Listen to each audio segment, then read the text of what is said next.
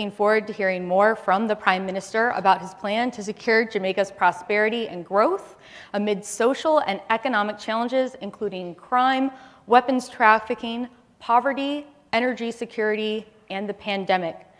Mr. Prime Minister, welcome to the Press Club. The floor is yours. Thank you for that introduction, and thank you for having me here at the Press Club. It's really a distinct honor, and thank you for coming. Jamaica will be celebrating its 60th year of independence from Britain. I noticed you started out with the visit of the royals, and they were warmly welcomed in Jamaica. The royals do have celebrity status, and our people wanted to see them, meet them, greet them, feel them, shake their hands. But there are, obviously, unresolved issues in countries like Jamaica, former colonies. And those issues are largely put into the considerations of reparations. And that is a live subject in Jamaica. And just to be clear, Jamaica has put in place an institutional mechanism to engage the United Kingdom and other countries in this discussion, this discourse about reparations. But the government of Jamaica is also looking on its own evolution as a nation state.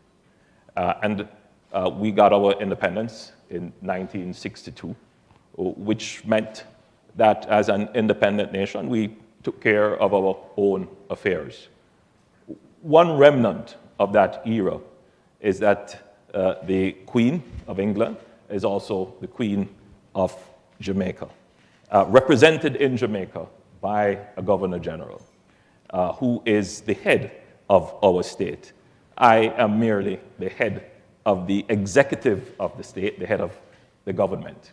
Our discourse so far, as it relates to the change in our status as a constitutional monarchy, is about the removal of the Queen as the head of the Jamaican state. And I believe, like many people have, that with the passage of time, the growth of new generations, there is obviously a distance in this consideration.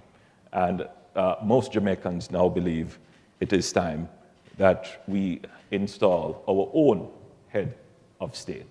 And that process has also begun. We've put forward a process to examine our constitution, to look at our laws, and to ensure that when we do it in the proper, in the correct way, which would include a referendum, so that our people can have a say in what the final architecture of our nation is. And so we have put in place a well-thought-out, well-structured pathway towards treating with our full independence in terms of defining, who should be the head of our state, and in terms of dealing with the issue of reparations. We don't let these issues detain or detract us from what the critical issues are, because these are changes in form, but the real functionality, the real issue is how do we secure prosperity from our democracy, from our freedom, and from the structure of our governance arrangements. That's the real core issue for us. And as Prime Minister of the country, I've never been distracted from that core issue. So yes, there is a raging debate in Jamaica about our political independence and state as a nation. And it is a concern, a discussion that ought to be had, and we've put in place the mechanisms to treat with that. But the real discourse, the real discussion is about our economic independence when we look at it. Jamaica meandered for many decades in the wilderness of economic distress, of poor fiscal management, which resulted in high debt. Of course, we can never ignore the fact that there have been unfavorable external circumstances which would have also impacted on our high debt. But the truth is, Jamaica has borrowed to develop. And then we still did not develop significantly. So now, for me and my generation, the post-independence generation, it is about how do we correct the economic errors and profligacy of the past to now creating a nation that is free and democratic and thrivingly so, but it is also just, equitable, and economically prosperous, so that our human resources can fulfill themselves inside Jamaica and only leave because it is a choice and not,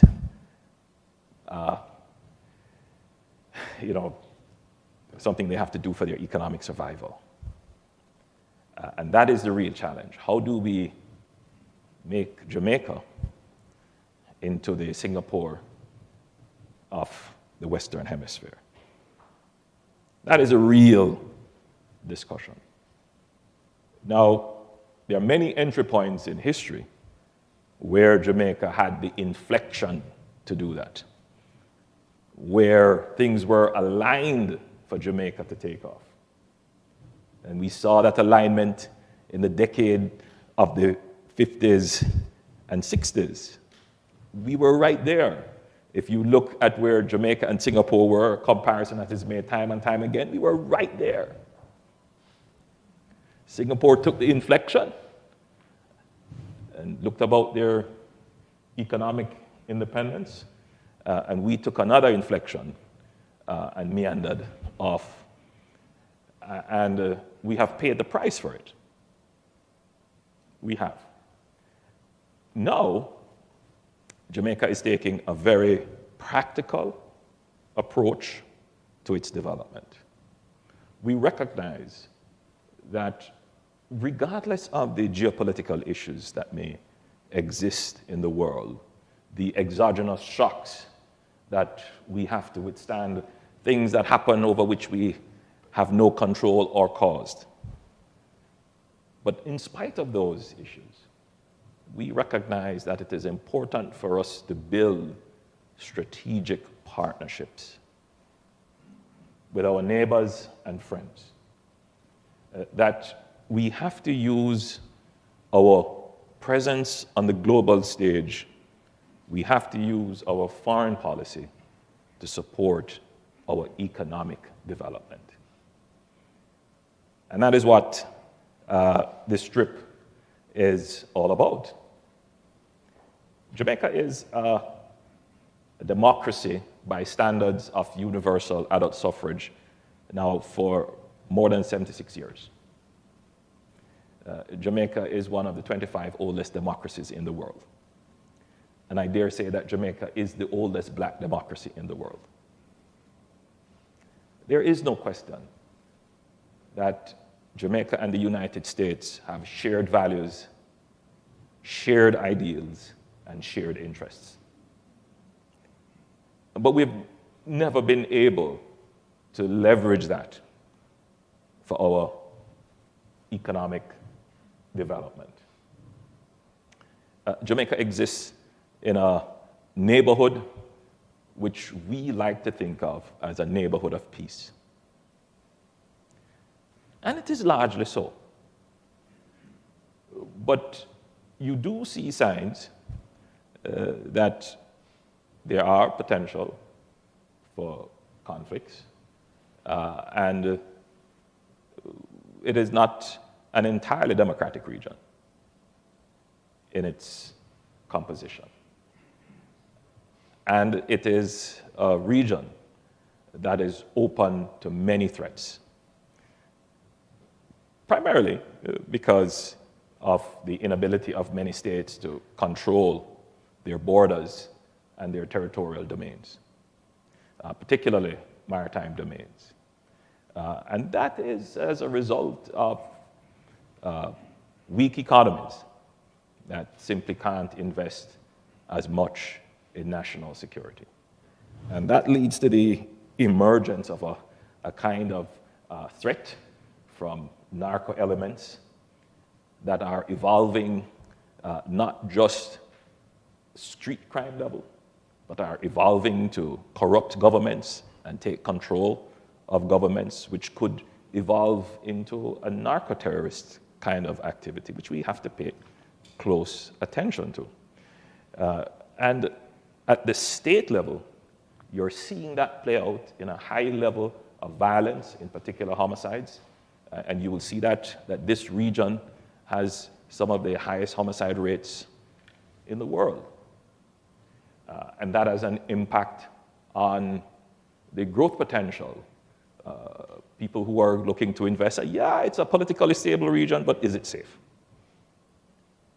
How do we treat with security? So security has become a significant cost of doing business in the region, and it is limiting the potential of the region. So the United States has said in many policy documents that the Caribbean region is their third border. We don't necessarily see the impact of that. I mean, we see the policy projection of that, but it's not a border that is necessarily well secured, or the attention is paid to it to secure it. So the U.S. foreign policy interest in the region has largely been about security, but it is not at the level of security consideration that rises to support the broader national security considerations, such as developing these economies so that they can be true partners in the security of the region. And so a part of my visit here is to see the idea in the minds of policymakers that attention needs to be paid to the region. I mean, lots going on in the world.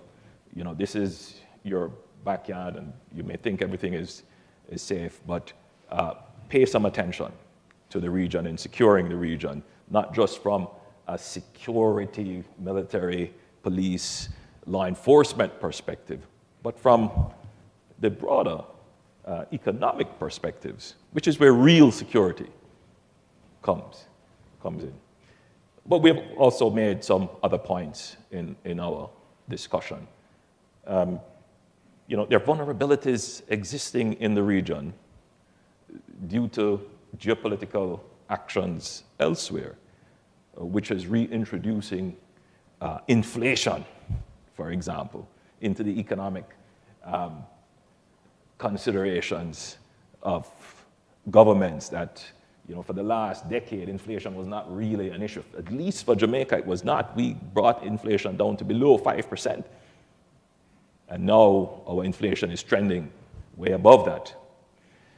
And that is not just affecting food prices, it is affecting energy. And so when the US is thinking, and we welcome the announcement of the release of strategic reserves to bring oil prices down, that may have a global effect, but a very negligible effect on small developing countries like Jamaica. So there needs to be some strategic, direct thinking about how do we secure the region with energy and food as well. And so that was part of a discussion. So in my meeting with the Vice President, which was a very good meeting, I made a point which had an unintended effect. I said that Jamaica, for decades, has been a net exporter of talent to the world and specifically to the United States. And of course, that was met with a chuckle, a laugh. And I won't say by whom, but you can guess. So, yes, Jamaica has, for many years, been exporting its talent. We are now at a point where our unemployment rate, having been terribly affected by COVID, has recovered to we're about 7%. Now, at 7%, you're very close to full employment. If we're going to grow, we're going to need not just labor, we're going to need talent. So the imperative of investing in our human resources, that is now a priority. And so we raised this issue with the United States. How can we be supported in the development of our human resources so that our growth horizon can be much higher than it is now?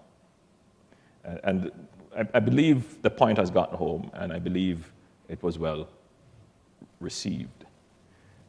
We also made a point that Jamaica, and indeed the region, should be considered as a friendly near-shore destination for investment. There is no question that there would have to be strategically a realignment of production and logistics capacity closer to the region in territories that are less likely to give geopolitical concerns. And Jamaica is a prime destination. But for us to be that prime destination, we need the human resources to support that. So I believe those two things can be placed in a strategic dialogue to see how we can make Jamaica the strategic location for nearshore operations, both in terms of logistics, in terms of light manufacturing, in terms of creative industries and content creation, in terms of cyber and software development, and in terms of knowledge businesses. And that's the direction and thrust. I think if we manage to get the working group that we proposed together between the Jamaica and the United States to sit now and look at the microeconomics of how we get there, to examine the details and see the opportunities, and to create a plan to secure Jamaica economically, socially, I think that we could very well see Jamaica emerging in the next decade as the Singapore of the region. So with those brief remarks, I thank you. Thank you so much. Well, certainly a lot that we can cover there. And again, if you have any questions, headliners@press.org, please feel free to send them. But I wanted to start off, Prime Minister, just talking a little bit about your recent meeting with Vice President Harris. This is the last time a Jamaican leader visited the White House was in 1995. Why was that gap so long? What has changed now? Well, 1995 is a long time ago, so I really wouldn't be able to answer why. But as I said in my opening remarks, Jamaica, through the great support of the United States, was able to achieve the goal of fiscal stability and sustainability. And again, the U.S. Treasury Department, members of Congress, particularly the Black Caucus, did a great job in facilitating us achieving this fiscal sustainability, which really means that we are now on a path of reducing our debt, which gives us fiscal space to invest in infrastructure and human resources. So we will be able to finance our development. That's what it technically means. But we also recognize that we need the support of our critical partners. Jamaica will not be able to do it alone. No country will be able to do it alone. And we can't sit in Jamaica and be bogged down by kinds of, I would think, outdated political considerations. We need to look forward, be practical, be strategic, and work with our neighbor, which is in the strongest economy in the world. Mm-hmm. I think the question should be asked, why has it taken so long? And why hasn't the region benefited more from its proximity to the most powerful economy in the world. Well, I know that both the White House and your office, they've characterized this visit as one to improve diplomatic relations with Caribbean nations. I mean, why has this relationship fallen short? Why hasn't the U.S. and Jamaica worked closer together? Look, the U.S. and Jamaica has worked closely together. The people-to-people relationship between Jamaica and the United States is very strong. We estimate that there are about 3 million Jamaicans living in the United States. There are about 3 million Jamaicans living in Jamaica. So you can't get stronger than that. So people to people, very strong. Government to government, there needs to be work done. And there are many reasons. I mean, from our perspective looking on, the U.S. interests can be very narrow. It could be narrow on security. And because it's narrow in that perspective, it might not be facilitating as much for the other concerns that small island developing states have. And I think there has to be a kind of change in how small island developing states look at their engagement with the United States and other countries. You know, I've taken a position that we need to demonstrate that we're taking charge of our own affairs. And that first step is to show that we will manage our resources and our finances in a fiscally responsible way so that we can, as I've said, finance our own development instead of borrowing to develop or seeking grants to develop. And I think once there is that maturity in addressing these issues, then we can say to the United States, whose structure and response is quite different from other countries. Your response for investments, for example, come through the private sector. And so there has to be a strategic engagement to say to government, facilitate in the sense of giving access, directing policy, creating legislation. But at the same time, small island developing states need to be able to present economically viable opportunities to the private sector of the United States to come in and invest. And I think we're taking that strategy now. We did mention that Vice President Harris did mention that she was giving Jamaica the $20 million for economic development. How are you going to be using that to become the next Singapore? So specific. Again, I don't want to pay too much attention to the specific of what was granted. It is very meaningful and very welcome. And that is for development of commerce in a specific area. And that was 20 million. She also mentioned 10 million for youth engagement, which is part of our human resource development. There was assistance mentioned for COVID-19 response, and there was some assistance for CARICOM in general for energy. And so that's great. But the big headline is the agreement for a strategic dialogue and the formation of a working group. That's what we are interested in. That is what we want to see. It's important to change the narrative about the region, what we stand for, what we want to accomplish. And I think that's really where I would want to be focused. And so the narrative then that you want to see for the region would be the next Singapore, would be, how would you define that narrative? How do you want people to view Jamaica? You know, the use of Singapore, you know, as an example, as a metaphor for what we intend to accomplish, is that if you stop to think of it, you know, there are very few new democracies or developing democracies that have transitioned to developed country status. And that says a lot about democracy. Is democracy taking too long to convert to prosperity for the people who live in democracies? And is the United States and other countries' promotion of democracy as the best formation for states has to also have a strong narrative that democracy yields prosperity. And I think whilst Jamaica is an institutional democracy, we will never change. Our people love their freedom, believe in freedom, believe in civic participation. That will never change. But people are now frustrated. It's 60 years, and we want to see prosperity now. And that is right across the region.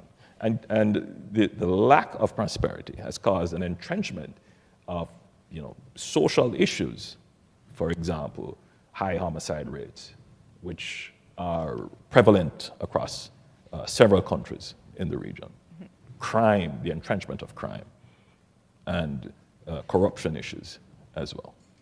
So when you mention about democracy not necessarily quickly leading to prosperity, you don't seem to be implying that Jamaica doesn't want to be a democracy. No, obviously not. Jamaica, as I said, I've been very clear with that. Jamaica is an institutional democracy. Sure.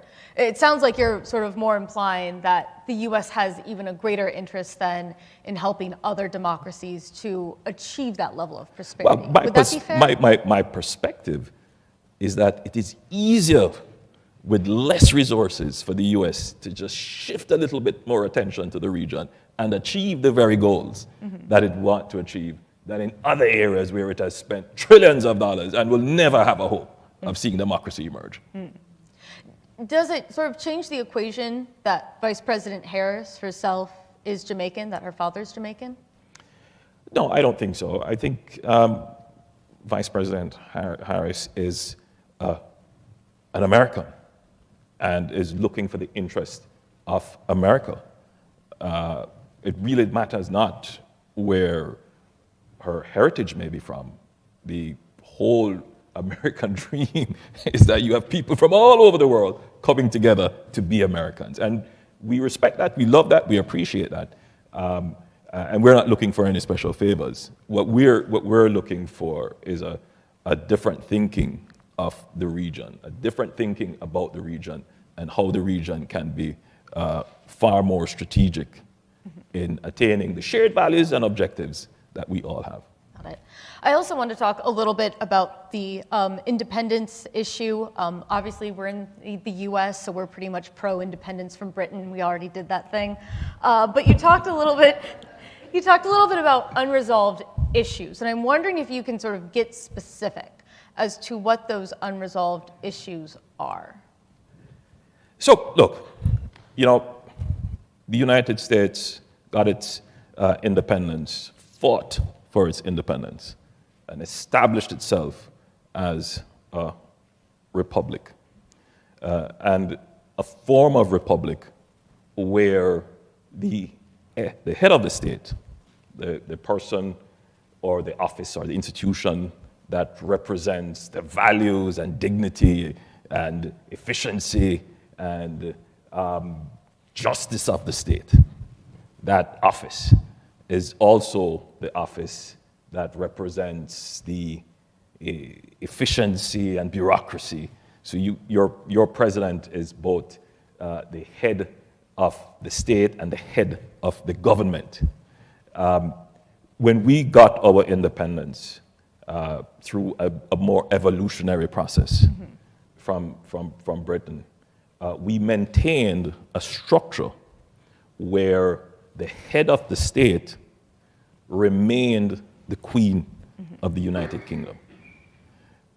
And the office of the Prime Minister was obviously the head of the government that managed the affairs of the country. So technically, the administration affairs of Jamaica is quite separate, quite independent, and quite apart from the United Kingdom. Jamaica is an independent country. But the notion of the office of the head of the state, the person representing the dreams and aspirations of the country, the dignity and efficiency of the country, still remaining the monarch of another country. For many years, the view was amongst Jamaicans, and many older Jamaicans still have that view, that that should be maintained. But as generations evolve, that view is changing, and it's changing rapidly, particularly as we reflect on a history of slavery, which is not so far removed generationally. And there are many persons who believe that an atrocity was committed in slavery, And we welcome the perspectives by the Duke when he said that it should never have happened.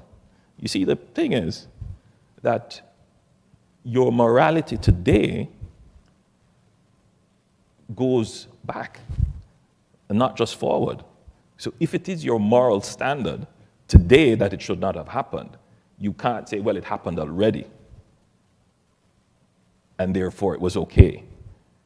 And so the argument is that there is an obligation, if we acknowledge that this thing is wrong, that there should be some repair.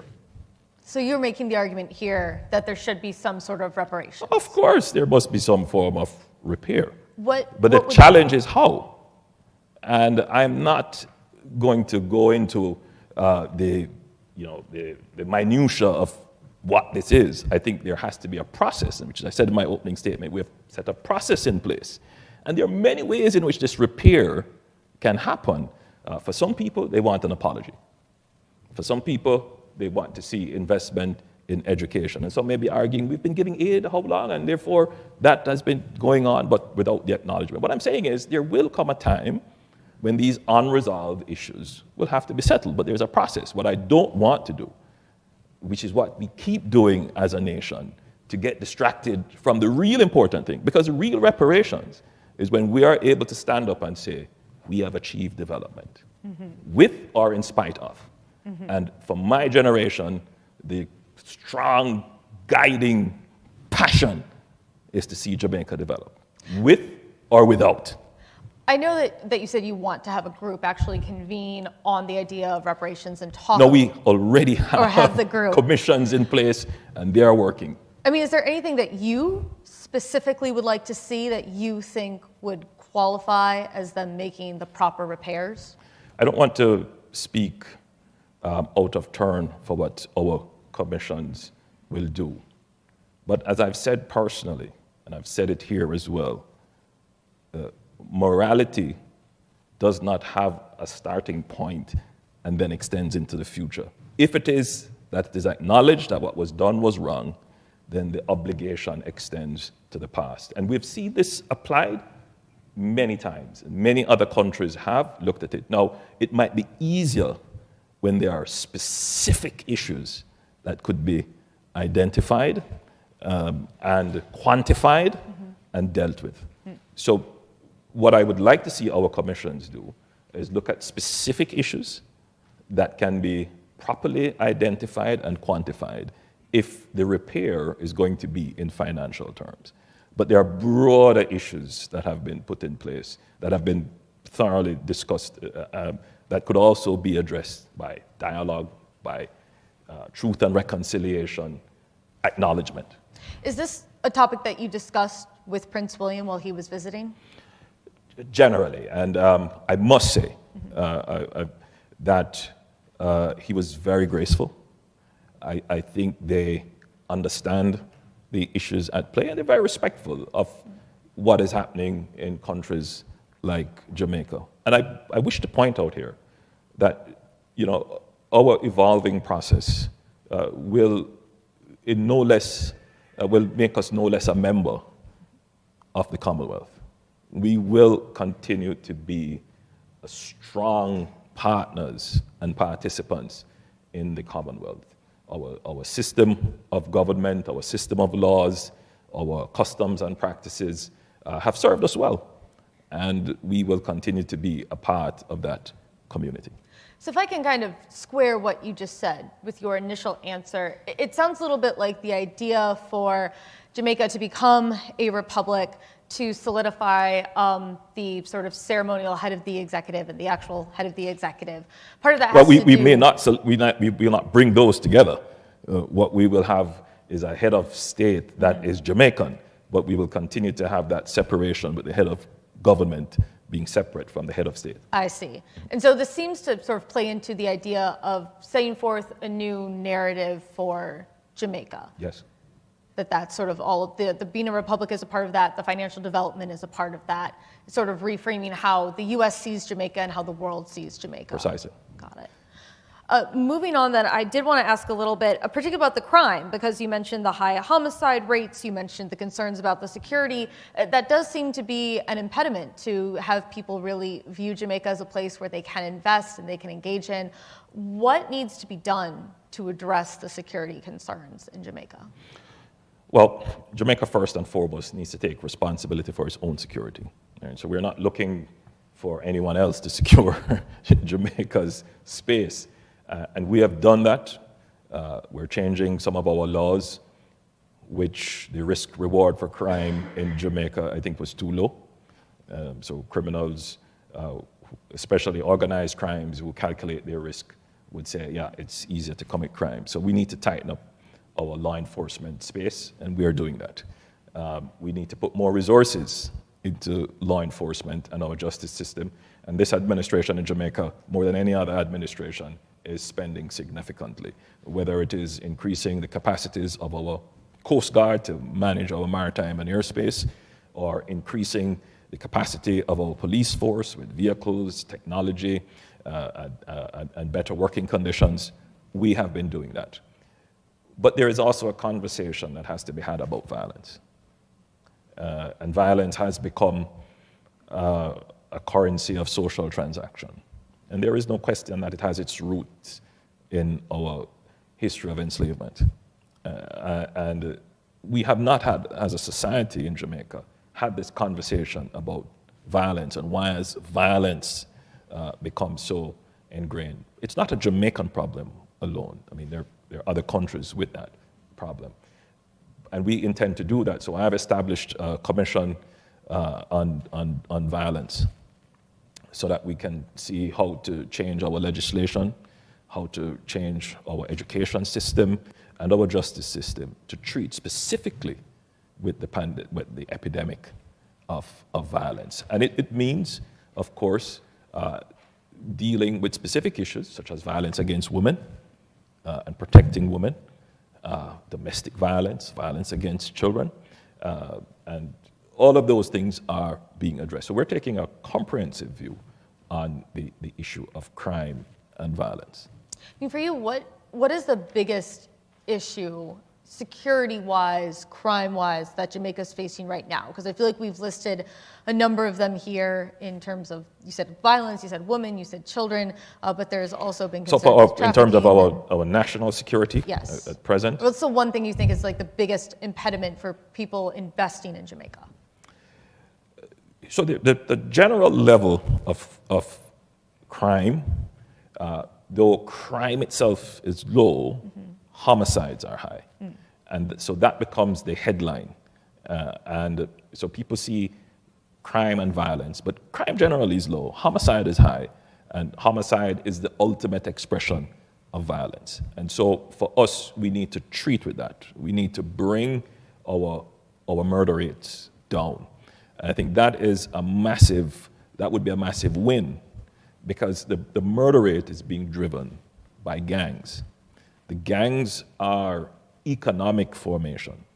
The problem is, for law enforcement and sociologists, we tend to treat it more as a social formation. Yeah, that might be the case. But the real issue is that they're economic enterprises, and they're being driven to carry weapons, human trafficking, and drugs. And Jamaica, by virtue of its geographic situation, is a prime destination on close to all trading routes for transnational activity. So from a strategic point of view, we need to be able to control our maritime space, control our airspace, control our borders, treat with the entry of illegal guns into the country, dissuade traffickers, whether human traffickers or drug traffickers, from coming into our territory, and cutting off the economic enterprise that they form for gangs in Jamaica, which result in murders. We're getting a couple questions in. I did mention, of course, the email, but there are also cards, I believe, that are around the room. And if you want to fill those out and pass those to Kate over there, she can get them up to me. But we have a question. How is Jamaica working with the U.S. Coast Guard, the Navy, and other military units to keep the Caribbean safe? Jamaica has a very strong relationship with Southcom and the U.S. Coast Guard. We do joint operations. You would have seen in our papers several interdictions of drug traffickers, and that is an ongoing exercise with very, very strong cooperation with the United States. My personal belief is that more can be done, and if Jamaica were more equipped with maritime patrol aircrafts and offshore patrol vessels, far more could be done in hardening that space and make it much more difficult for trafficking to take place. We also have a question about China. U.S. military officials have expressed concern about Chinese infrastructure investment in the Caribbean, naming a highway project in Jamaica specifically. Is this concern warranted, and what does competition between the U.S. and China mean for Jamaica's foreign policy? Totally unwarranted. Jamaica has a strategic investment and development relationship with China. Jamaica has, by virtue of our policy of good fiscal management, our debt profile with China is, our debt to China is 5% of our total debt, and it's not going to grow. Like we're not intending to grow our debt with any other country. So I think it's totally unwarranted, the concerns that have been expressed. We would want to see more U.S. investment in Jamaica, but Jamaica can't postpone its development needs until the U.S. decides to come in. So my visit here is to say, hey, we're open, come and do investments in Jamaica. The Chinese have seen that a long time, while the U.S. has been looking all over the place. They've seen the investment interests and opportunities. And so my argument is, hey, come and invest in Jamaica now. I mean, if the U.S. doesn't step up its investment in Jamaica and China comes back to you and says, hey, we see what you're doing, we are willing to continue to help invest in you, would that be something that you would do if you felt it was for the good of Jamaica? Of course. But what we have built is a system of fair and transparent competition for investment.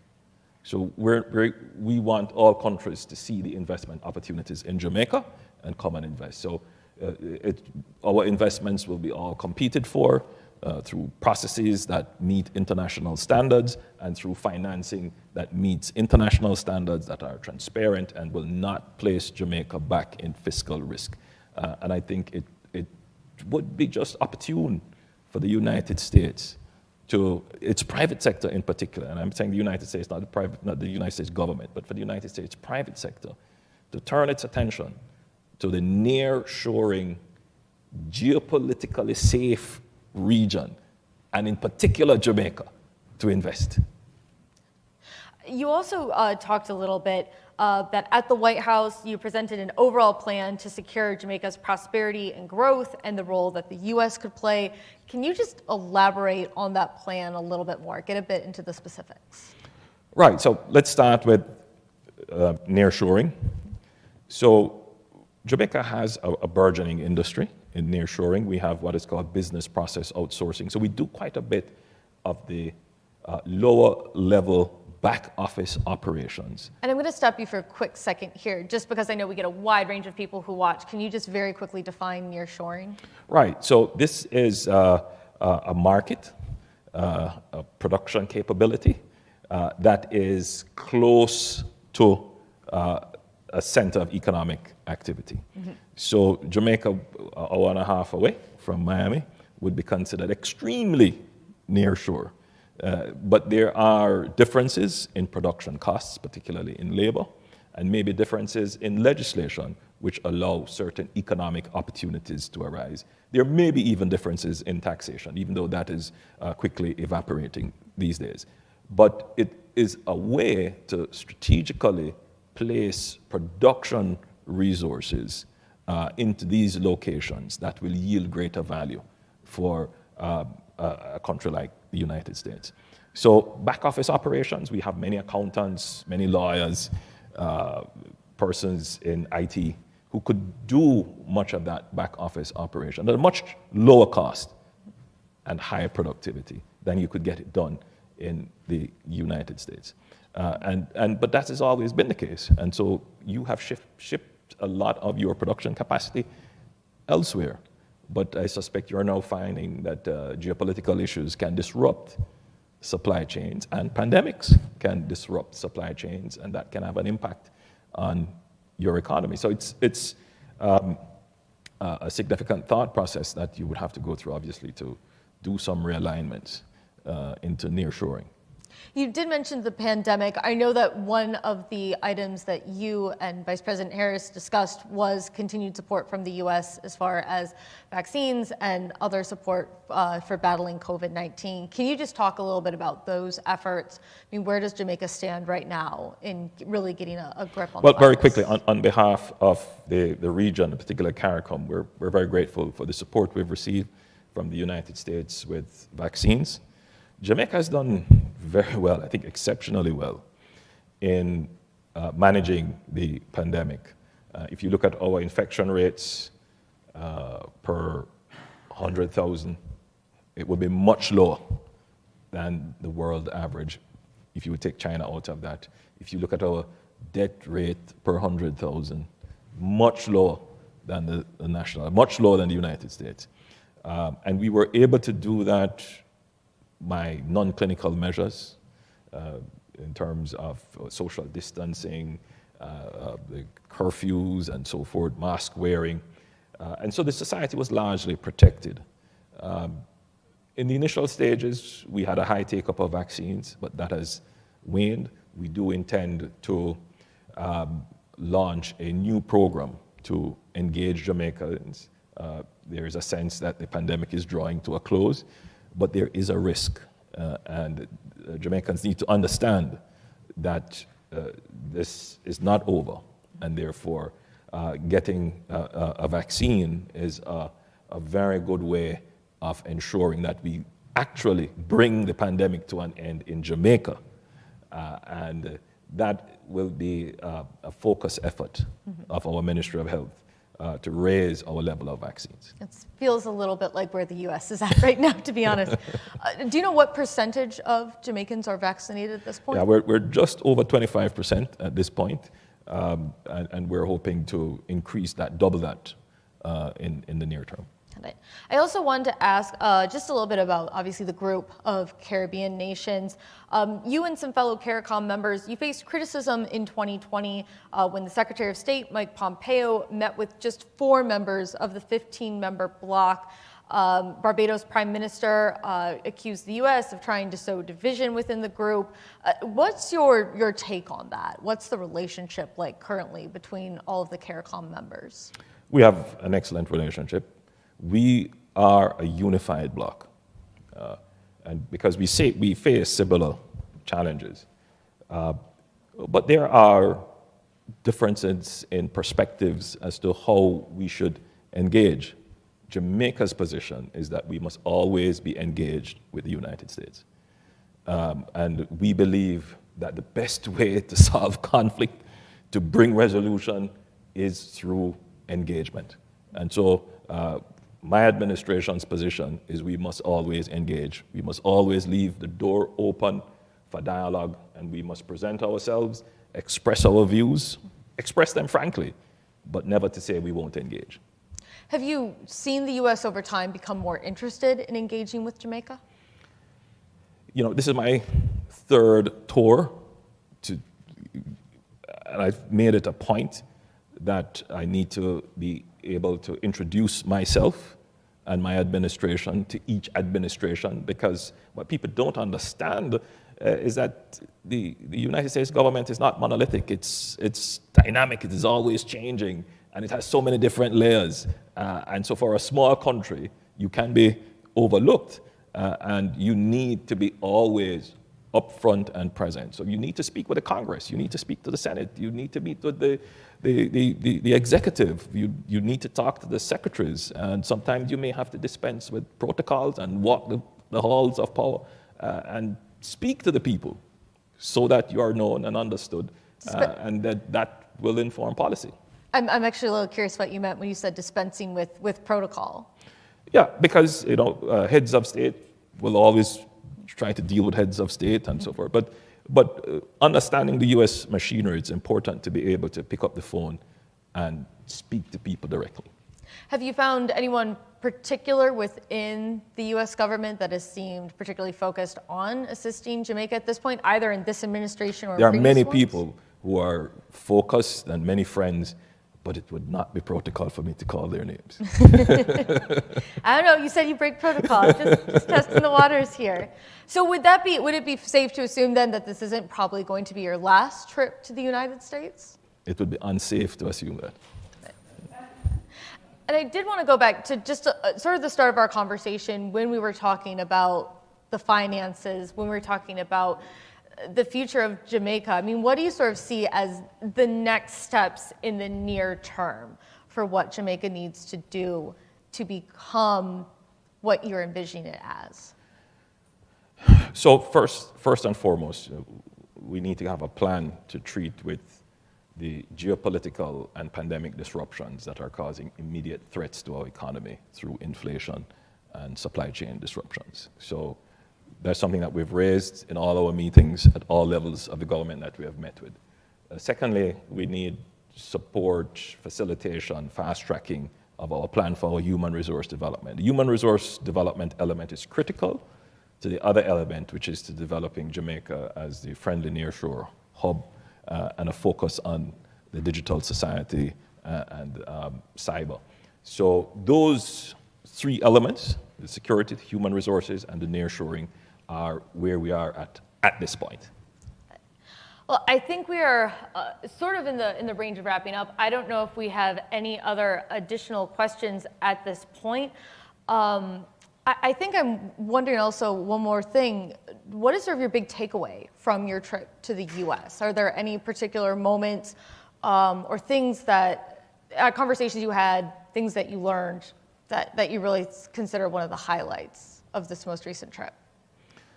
No, I mean, clearly there is a concern about democracy in the world and whether or not democracy will be the enduring form of government.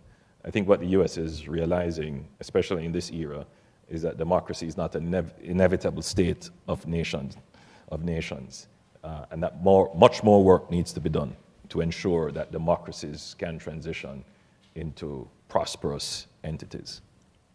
Well, it's a very strong pitch for Jamaica. Before we conclude today's discussion, I just wanted to take a moment to thank a couple people at the club. Headliners, co-team leaders Donua Limon-Leger and Lori Russo. Also a huge thanks to the club communications director, Kate Hulster, as well as the club executive director, Bill McCarran. One more final question, unless I get something via text or get a little sheet up here. But I wanted to see if you wanted to just make your pitch to Americans who are, having restrictions lifted, looking to visit some other countries. Yeah, Jamaica is open. Why Jamaica? Jamaica is very much open, very safe, and still the greatest fun you will have for a trip, for vacation, obviously. But I also use it to make a pitch that Jamaica is the undiscovered gem for investment, and we would encourage Americans to come and invest.